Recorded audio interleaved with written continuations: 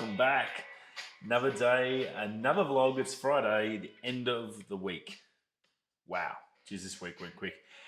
Flying along, fair bit happening. First of all, before we get into the news and stuff, there's some big stuff coming out today. One we've been waiting for a while. We predicted was going to come with what's been happening this year. But before we get that, don't forget tonight's the new video. It is Upper Bells Rapids. So Bells Rapids, you've seen a few photo shoots we've done out there, and this is one where I've walked up past where no one normally needs to go, or no one normally goes, and it come up really well. It's found some really beautiful little spots. Water's still flowing there, so it was perfect. It was a rainy day. Took Benny out. We had a bit of a play, got the drone out, so that was pretty cool. Some great stuff in there. So that's premiering tonight, 8 o'clock. I'll be on there if you want any questions, answers, or anything like that. So yeah, come and join us tonight, 8 o'clock. Very cool. Some really nice photos. Got to really test the old Dana boots out too, because I think at one stage I was halfway up to my belly in the water, trying to get some shots of this tree out in the middle. So very cool. Come and check it out. You've seen a couple of photos from it. Started putting them on Instagram yesterday and today. So there's a couple just starting to come out. You're very cool. Very happy with that. Also, I've been contacted by the winners of the comp, so that's all good and done and dusted. I've got to post them off and get them sent. One actually lives here in Perth, so I'm going to, fingers crossed, crazy time at the moment with the house and all the stuff going on, being home at 1 week. Trying to get there and catch up and see if I can drop that off to him. So yeah, congrats again to those guys. Awesome to see you pop past and drop us a message. It was very cool. Very cool to have some locals and some regulars on the show. So hope you are all enjoying it. If you're over on the podcast, thanks for stopping by and listening to us. Hope you're going well. Now, great news is that we talked about that aperture that I unboxed yesterday. I'm now using that as my main light in the light stand, and I think it's pretty good. I'm starting to get the hang of the app. I've just got it sitting here on the iPhone, so I can put it in my switch pod and with the phone stand, which I normally use, and I can get control and do all the stuff with the light. So that makes it just super versatile. I don't have to run over there and adjust it. I can sit here, check my histogram on the camera, and then I can adjust everything to suit to make sure it's all tickety-boo. So very cool. So that was some good stuff. Let's get into the news. What's happening today? So vaccine, we talked about the vaccine coming. Look, it's not going to be till March. Scott Morrison, the Australian Prime Minister, saying the reason for that is they're trying to be a bit precautious, I guess. I guess we're in a lucky state of play, Australia. The fact that we've pretty much knocked it out of the park anyway. We can stuff all backup complaints. We had that little splurge, which turned out to be just a false alarm in Adelaide.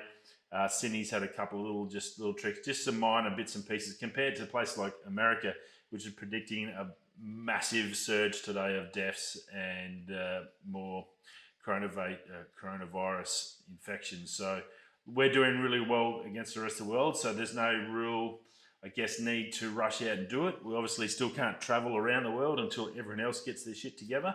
So it's probably important to get these places that are really struggling and getting smashed around the chops with this thing to get that too. So probably get that first, because once they get healthy, then that flow-on effect happens to the whole planet. That's pretty important. So I think that's probably pretty fair. If you look at it selfishly, I want to get it. I want to make sure I'm safe. I want my dad to get it. I want to make sure he's safe. That's pretty important to me. All our parents, our elder parents, stuff like that, that's their high priority. We want those people that are working in the hospitals to get it first. So me as a healthy middle-aged man, my family's healthy. There's less chance of us getting it than some other people that are in the firing line. I actually would prefer them to get it. I have no problems with that. I can wait till March. We can't go anywhere anyway. We're lucky as Australians that we can travel interstate now. and those Victoria and New South Wales restrictions seem to be just about to back off a little bit too. So we're pretty lucky. I don't think we really should be complaining too much. We've got 10 million lined up, 10 million shots lined up. They've already booked them in.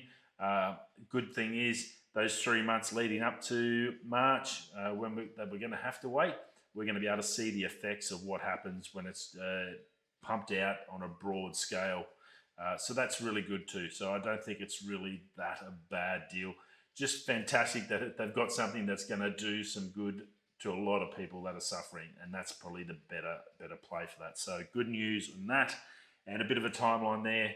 And that sort of gives, I guess, businesses too. That's the other important thing, is businesses can sort of plan for 2021, rightio. So we know Australia might be the last in effect, but by March next year, we should have a really good vision of where and what we'll be able to do from then and there on. So come March, once we start dropping the tabs, I wonder if I don't think it's all one of those. Everyone starts freaking out. A bad trip or something. Once we get that done, businesses will be able to sort of ramp up and get their stuff back together. Airlines, travel agents will start be able to employ their people again. Those people have been smashed, and they're like the biggest ones on the JobKeeper, so that then helps the government's plan. So it's looking pretty good. By March early February, I guess, January, mid-February, I reckon we'll have a really good vision, and the government will be able to see how these other countries are dealing with it and how that vaccine's affecting it. If it's just crushes it and smacks it back into place where it belongs, look, that's going to be fantastic, and we'll be able to just move back to some sort of normal life, I guess, which would be pretty cool. Rightio, now big tech news. We've been talking about it for a while. I've said it, I think I've said a million times, not a million times, but many times in the last few months, that FPV is the new big thing for 2021. Drones as such, and they're fantastic. Since having the Mini, it's been absolutely fantastic. I've actually just upgraded the Mini. I'm going to go up to the 4K because I really enjoy it. It's fantastic, and it makes a massive difference to putting the videos out. So I'm going to go down the Mini, mainly not for the 4K, better for the photos, so I can get some good photos out of it. That'll be good, but more so for that wind. The trickiest thing I've had with the little Mini is I do get a lot of high winds out in the desert and it does get a lot of strong wind warnings when I'm running around. And the last thing I need when I go to the Barra Classic is to get above the trees and get a big wind warning and gust off into the bush, because that's crocodile country and I ain't walking through there. I'll walk through the desert and I'll chant snakes and dingoes. I ain't going through a crocodile-fested territory forest, because there's really nasty snakes that'll kill you, and there's big lizards that'll just chew me up and spit me out. So that ain't happening. That'll be by drone. So yeah, I'm going to opt for that option. I'm stoked with how the drone's working, so we're going to look at that. Now this thing is next level. So we talked about that and the way drones have changed social media in the last couple of years. Well, the next big thing is FPV. Now, FPV has, again, changed. It's that another step up a level. These are the guys that run around with the goggles, so you can see in the tiny little drones that fly in between children's play equipment. They can come under here and out here and around here and do loops around that. Under waterfalls, down, just crazy viewing angles and some amazing vision. And it just gives you that next level sort of, I guess, cinematic. I guess that's what all creators are looking for. That cinematic, I guess, feel to your videos. So look, that's the next big thing. And as of yesterday or last night, Captain Drone, thanks to Captain Drone on his YouTube, dropped a little announcement. It's across everywhere now at the moment. So I wouldn't be surprised if you are watching YouTube, you'll see some stories about it today and the next couple of days. DJI has been seen. There's a box, there's a video of a whole unit of a DJI FPV drone kit. I did say a while back that I think it's coming. Well, it looks like it's pretty much here. And they're thinking, there's a few sort of voices saying that rumors are it may be before Christmas this year or early 2021. I don't see any reason why, if they don't have it already, at least chucking up a pre-order for Christmas, because those guys waiting to spend money, they're going to throw their money straight onto that. Looks pretty cool. You would have seen it in the thumbnail. It's using DJI's HD, high definition goggles. So that's the really good ones that you can get.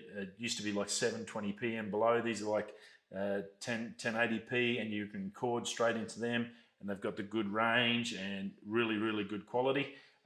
So it comes with that. It comes with a controller, and now the controllers are very much Xboxy, PlayStation-y. So it's a console type controller. It's not your normal drone controller with that square one like is on the Mini 2. So you get like a normal controller. Because it's a totally different game. You don't have any hover. You don't have any safety.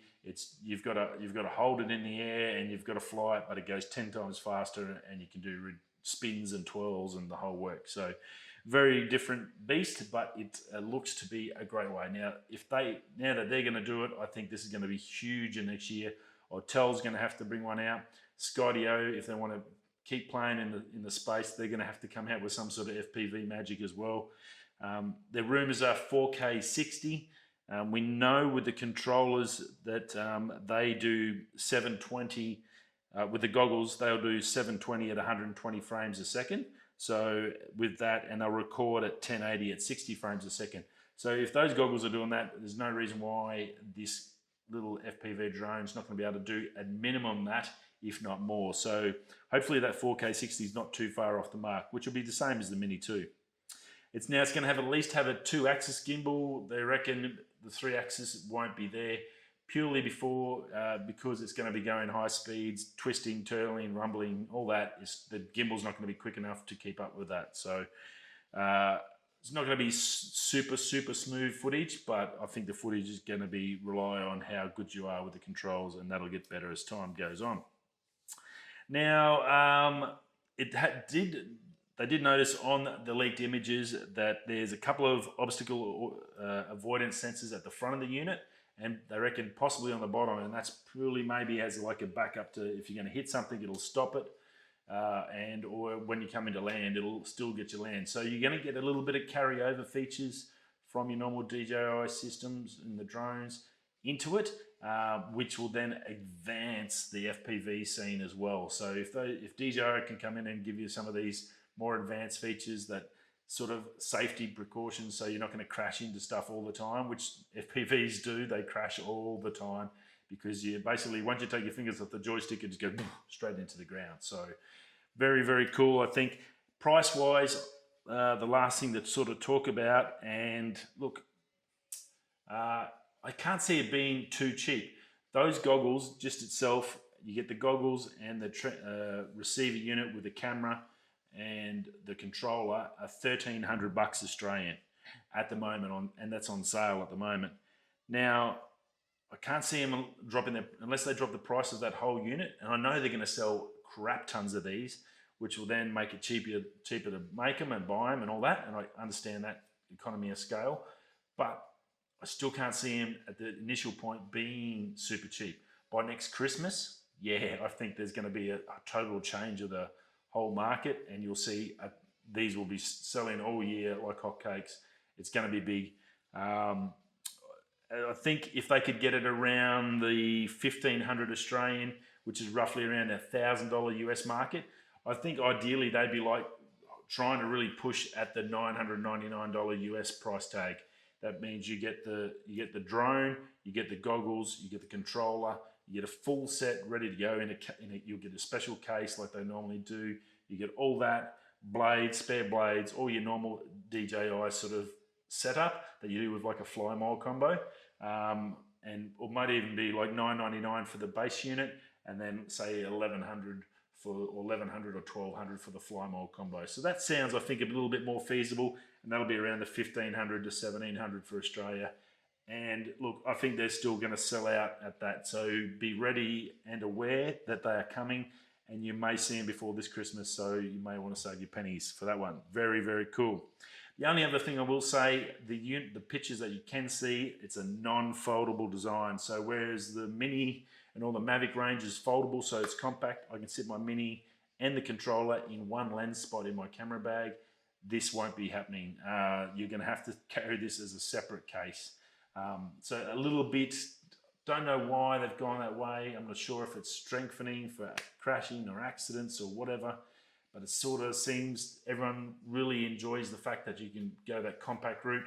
The Phantom sort of died its age with that fixed wing sort of setup. To have it in a folding would be a lot better. Whether these are just pre-production units where they're testing all the technology and the stuff, and then they're going to come into a folding side. We're still anything can happen up until the release, but it's looking like it's pretty polished at the moment and done and dusted.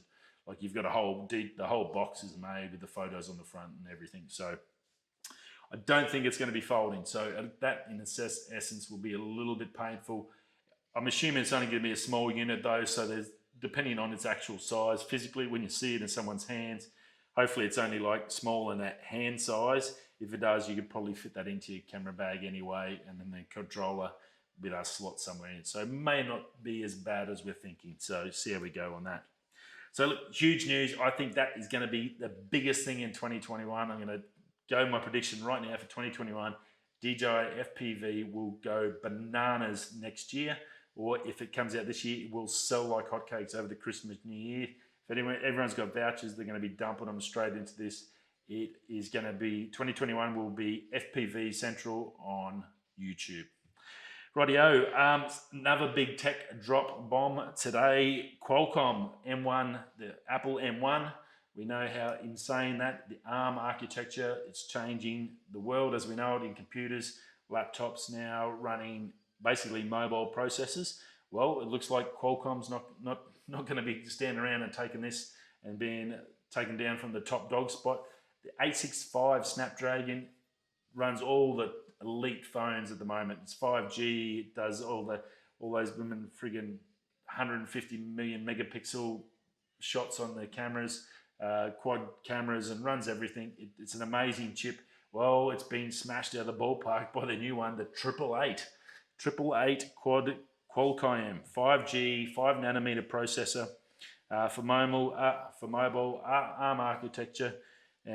It's going to go up against the Apple M1. Now it's up to 7.5 gigabytes per second 5G speed. So whatever your network can handle, this thing is designed to suck it dry of all that speed and just feed your phone with just ridiculous amounts of Instagram.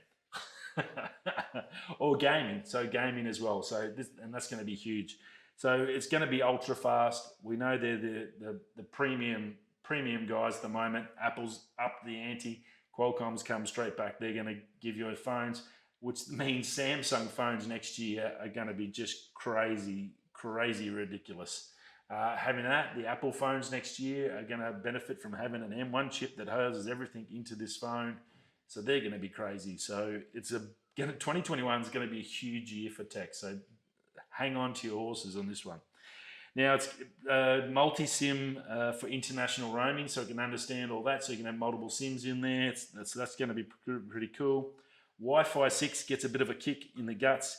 It gets hold of a 6 hertz frequency as well as the other ones that it normally has. So it gets another frequency that's good up to 3.6 gigabytes a second as well. So that's just ridiculous speeds. Bluetooth is now not 5, but it's going to be 5.2 compatible. And it's AI, so it's AI compatible. It's got some great AI features in there. There's a whole stack of stuff I could have waffled on for ages about, but look, it's got everything. Now, due out first quarter of 2021, so basically that means that new phones in 2021, all your Samsungs, Huawei's, and well, maybe not Huawei, they got their own, and all the other ones that use Qualcomm now are all going to get an upgrade. So look for your flagship Samsungs to sort of see what this puppy is going to be able to do for you, because it's going to do some crazy stuff. It can basically do 120 frames a second, 3 4K HDR videos at once, 10-bit color, and low light is going to 3 times fold increase over the 865, which is already amazing. So basically 3 times performance per watt over the 865. It runs up to 26 teraflops just on this little thing. And it's just friggin' going to be amazing. So it's not much more you can say about that. Technology is just insane how quickly it changes. So we've gone from 1 year where we had the Intel 16-inch MacBook is the top of the wazoo and just insane. and now that's been smashed out of the park by a MacBook Air. To next year already, we're looking down the barrel of a Qualcomm processor that's probably going to be able to run a computer as well. So I wouldn't be surprised if we start seeing this into some lightweight HP notebooks and stuff like that, or your premium ones. They're going to come. It'll come into there as well. So some big things happening in that space. Huge. Rightio. Facebook. It's the old Libra cryptocurrency that pretty much hit a nosedive because of Facebook's dodgy shenanigans. Well, they're going to rename it. It's due to release next year in 2021. Well, they've had a change of name. They want to try and get some good press out of it before it releases. They're changing it to Diem. So as in Carpe Diem. Well, this is Diem now, DIEM, and that's set to launch in 21. It'd be interesting to see how it goes. I'm not sure how a social media platform has its own currency, how that works, or how it's going to play out. Maybe you might get paid in cryptocurrency to watch their ads. Who knows? I'm sure Zuckerberg's trying to find a way to get you to use it, and I'm sure that the first period might be a good way to get into it. And look, they've got a lot of users, so I'm sure it's going to be successful, whatever way they'll do it. How successful is a different thing, so we'll see what happens. Now, last but not least, China. It's been 40 years since we've got any samples from the moon, or anyone's been on the moon. Well, China today landed its China 5 probe on the moon to get more moon rocks and samples from that to do some scientific testing. Yeah, so it's there, it's doing its thing at the moment, and then it's going to be flying back home to Earth. And look, that's a huge, big thing. 40 years is an amazing amount of time. It's my lifetime since we've been there, so that's a lot of things have happened in that. So it's crazy to think that they haven't, no one's been there since to get anything or to touch it or to look at it. So look, I think in the next year or two with SpaceX and what they're doing, moon base has got to be in the picture for one of these countries. I can't imagine anyone not putting some sort of base there. Instead of, you've got to constantly repair a space station, and that's fine. You can have that as an intermediate docking section before you go to the moon. But to be able to do scientific testing and walk around on a safe thing that's not spinning, doing 40,000 miles an hour, and have it locked and loaded, I think that's probably the next sort of step. And then that will be like your base point to take off to Mars. And you see it in a few movies, and I don't think it's too far away actually. Probably 3 to 4 years, I think they'll be looking at smashing that. The rate SpaceX is pumping these astronauts up and then bringing rockets back, Elon seems to be having a really good run and getting that technology down. So I guess the next feasible step is to put a base on the moon. Wow, how cool would that be? Look up and look at the moon and see some shiny object with known people sitting over there or working up on there and sleeping every night. So the man on the moon, yeah, very, very cool. And that's about it. I've got to do some recording. I've got to shoot a new video today, so I better get going and get into that. Thanks for stopping by, and I'll see you all Monday. Have a fantastic weekend. Stay safe. Stay happy. If you're going that way or that way, I'll catch you on Monday. Peace.